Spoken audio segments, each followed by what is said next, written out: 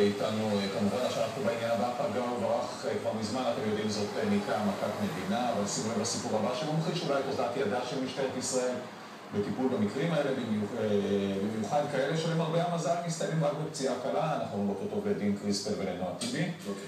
בואו נראה את התמונה שלכם קודם כל, הנה. ככה אתם נראים, ועכשיו תספרו לנו מה קרה. ככה, אספתי אותה מהעבודה, 2:30 לפנות בוקר בערך, כבישים ריקים, אבן גבירול לכיוון דרום. ממש אנחנו מדברים, הקסדות היינו על 30 קמ"ש שהיא קצת מפחדת מאופנוע, ופתאום נכנס בנו רכב מאחורה. בסביבות 60, 70, 80 קמ"ש נכנס בנו מאחורה, ממש התהפכנו ונמרחנו על הכביש. הדבר הראשון שאני זוכר זה שהקסדה של נועה עפה, ואני תופס אותה כדי שלא תקבל מכה מהכביש, ואת הרכב מולי מאיץ ובורח על אבן גבירול. זהו, הוא השאיר אותנו שם, הוא ראה שהוא פגע בנו, המראה הימנית שלו פשוט נפצה עלינו, השאירה את זה, הוא השאיר חלק מהמראה שלו לאופנוע. מישהו עזר לכם? מישהו ראה את התאונה?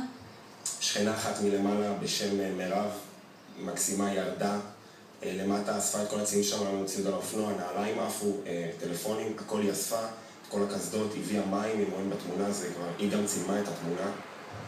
היו אנשים שרצו אלינו, זה היה שעה מאוחרת, אז כמה בליינים שהיו באזור רצו אלינו, תושבי חוץ, דיברו באיזושהי שפה ספרדית, אנגלית, היה שם כל מיני.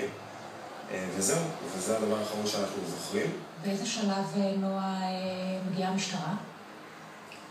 אני חושבת שהגיעה אחרי האמבולנס, נכון? פלוס מינוס ביחד. ואז מה קורה? בינתיים ככה אוספים אותנו מהכביש, קודם כל לקחו את דין, קיבלו לנו את הצוואר כמובן, ואז מתחילים לשאול אותנו שאלות. שנינו עוד, אני באמת אפילו לא יודעת אם לקרוא לזה שוק, או לא כל כך מאופסים מה שקורה, ופתאום מתחילים לשאול אותנו, מי פגע, איך פגע, זוכרים מספר רכב, איך קוראים לכם, כתובת. עכשיו, אתה לא באמת חושב, אתה כן רוצה לעזור, בסופו של דבר אתה תעזור לעצמך, אבל אתה לא באמת יכול לענות על תשובות כאלו בשלב כזה. אני פשוט רק זוכרת את זה שהכניסו אותנו לאמבולנס, ודין ככה עוד מנשימים כי הוא נפצע בבית החזה, והיא פשוט שואלת אותו, ראית? והוא לא יכול לענות לה, והיא עדיין ממשיכה. טוב, אבל זאת לא עיקר התלונה שלכם, כי אתם לפני בית חולים, ואתם הולכים להגיש תלונה מסודרת במחוז. מד"א התייחסו לנו בצורה מדהימה במקום, וזהו, וסיימנו, היינו בבית חולים. אחרי שסיימנו, בית חולים אמר לנו לגשת למשטרה עם מה שהוא נתן לנו. ואז מה קורה? מגיעים למשטרה עם שישי בבוקר, מגיעים לשתי שוטרות ביומיים, שפשוט מתייחסות אלינו בצורה, כתבתי מחפירה בפוסט שפרסמתי, שזה באמת, אני פשוט הייתי בשוק. זה התחיל בזה שהם לא בדיוק התייחסו אלינו ולא שאלו מה קרה.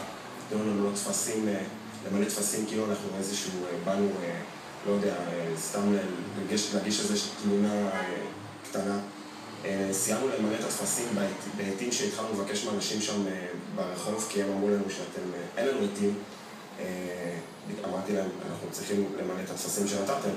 אמרו לנו למשטרה, אין תקציב לתת עט לכל אחד, כי גונבים לנו פה את כל העתים, ותמצאו עט, והיא בינתיים משחקת עם עט ביד, ולא נותנת לי אותו.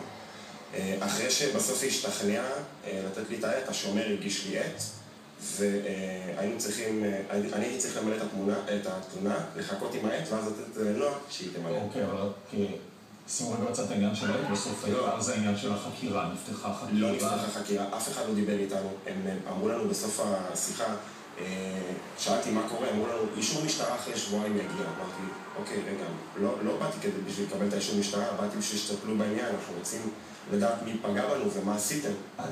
יש פה זוג שאומר, אנחנו כמעט מעטנו על הכביש, בין אף אחד זה לא מעניין? אף אחד לא. זה מצחיק, כי כשהם התייחסו אלינו, אנחנו במקום מהצפון, אז ככה, כשהגעתי גם למשטרה, לא באמת ציפית שעכשיו יאמינו לך קצין.